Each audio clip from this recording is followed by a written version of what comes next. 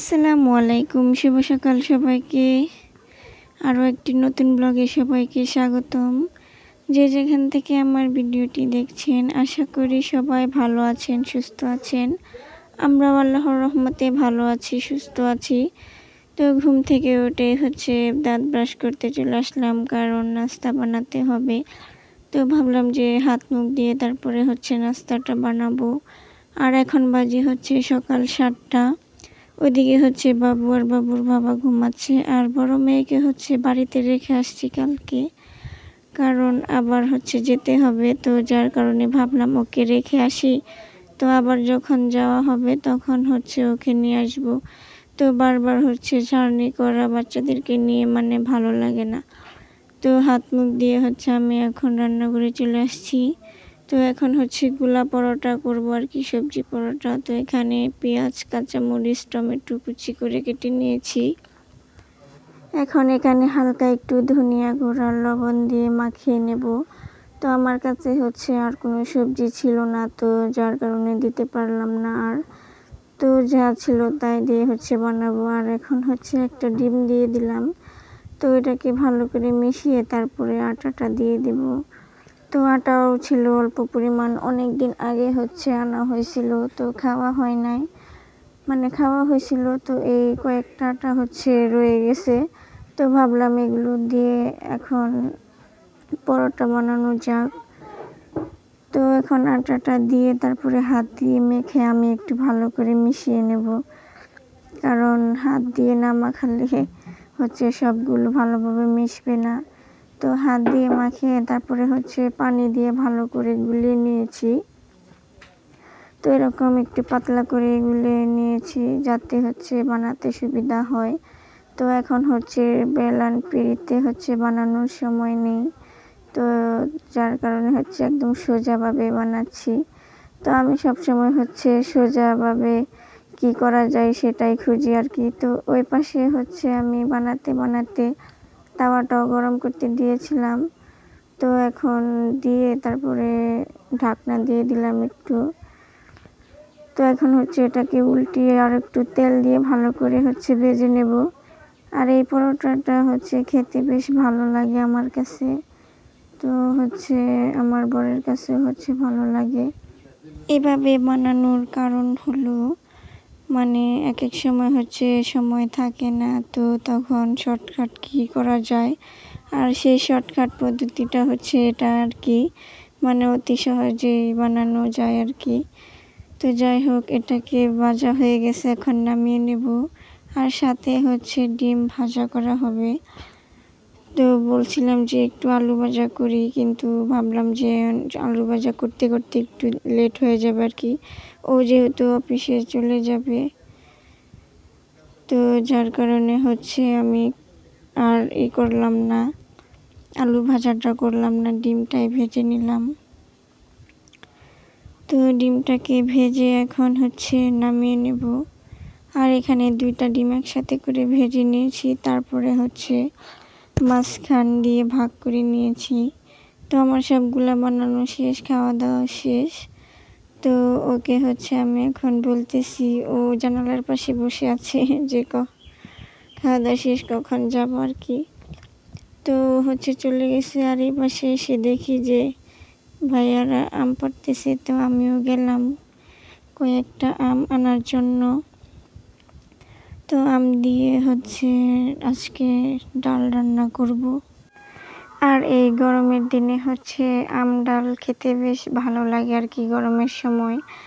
তো আমটা নিয়ে এসে আমি ডালটাও বসিয়ে দিয়েছিলাম, যেহেতু আজকে দুপুরবেলা শুধু ডাল রান্না করব আর ভর্তা করব, আলু ভর্তা।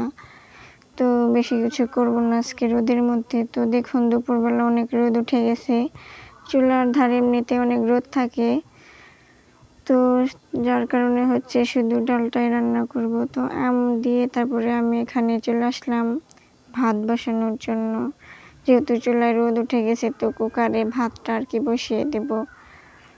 যার কারণে আমি ডালটা ওখানে বসিয়ে দিয়ে আমি এখন আসছি ভাত বসিয়ে দিয়ে। তো ভাত বসিয়ে দিয়ে আবার চলে যাব রান্নাঘরে আর কি। তো এখন আমি ভালো করে চালগুলোকে ধুয়ে নিতেছি। তো যারা হচ্ছে আমার চ্যানেলটাকে এখনও সাবস্ক্রাইব করেননি তারা অবশ্যই আমার চ্যানেলটাকে সাবস্ক্রাইব করে আমার পাশে থাকবেন। আর যারা আমার চ্যানেলটাকে সাবস্ক্রাইব করেছেন তাদেরকে অসংখ্য ধন্যবাদ। আর আপনাদের হচ্ছে মূল্যবান মতামত অবশ্যই কমেন্ট করে জানাবেন।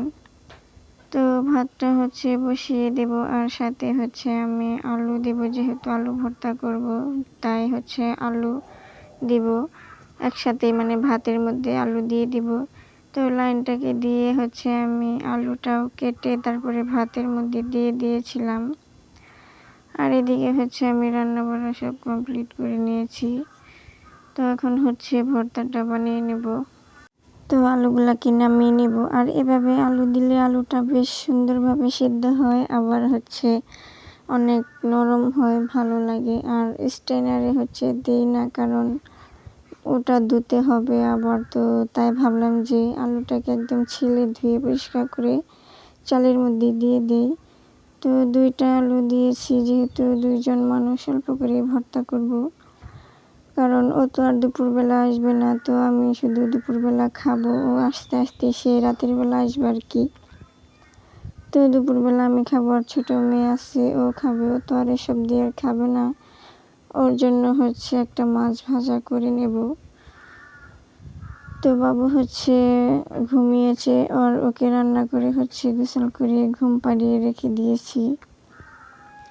আবার কখন জানি উঠে যায়, একটু পরে উঠে পড়বে, মানে আমি ভর্তা বানাতে উঠে পড়তে পারি। তো যাই হোক, মরিচগুলো হচ্ছে ভেজে নিয়ে এসেছি, শুকনো মরিচ দিয়ে আজকে ভর্তা করব। তো শুকনো মরিচটাকে ভালো করে ভেজে নিয়েছি। তো কাঁচা পেঁয়াজ হচ্ছে দিয়ে ভর্তা খেতে আমার কাছে ভালো লাগে। তো কাঁচা পেঁয়াজ দিয়ে তারপরে হচ্ছে ভালো করে মাখিয়ে নিলাম। এখন হচ্ছে আলুটাকেও দিয়ে দেব, দিয়ে ভালো করে মাখিয়ে নেব। তো আলু ভর্তা হচ্ছে কার কার পছন্দ অবশ্যই কমেন্ট করে জানাবেন। তো আলুটা ভর্তা করা শেষ, এখন হচ্ছে কাঁচা সরিষার তেলও দিয়ে দেব একটু। আর এই ফাঁকে হচ্ছে আমার মেয়ে উঠে গেছে, বললাম না ভর্তা করতে করতে উঠে যাবে। তো হচ্ছে উঠে গেছে, আর আমিও খাওয়া দাওয়া করে নিয়েছি গোসল না করেই, কারণ প্রচুর রোদ। ভাবলাম যে দুপুরবেলা গোসল করলে সে আবার ঘেমে একাকার হয়ে যাব, তো বিকেলবেলা গোসল করব। তো রাত্রে বাবুর বাবা হচ্ছে আলু নিয়ে আসছিল, সাথে পেঁয়াজ আর রসুন নিয়ে আসছিল, এগুলো শেষ হয়ে গেছিল। তো এগুলাকে এখন হচ্ছে আমি একটু গুছিয়ে নিতেছি। তো রান্না করার সময় এখান থেকে আলু নিয়েছিলাম, তো ভাবলাম যে রান্না করে তারপরে সব গোছাবো। তো এখন হচ্ছে আমি আলু আর পেঁয়াজটাকে ঢেলে নিতেছি, মানে আমি এইভাবে আর কি রাখি, গরমের সময় যেন না পচে যায়।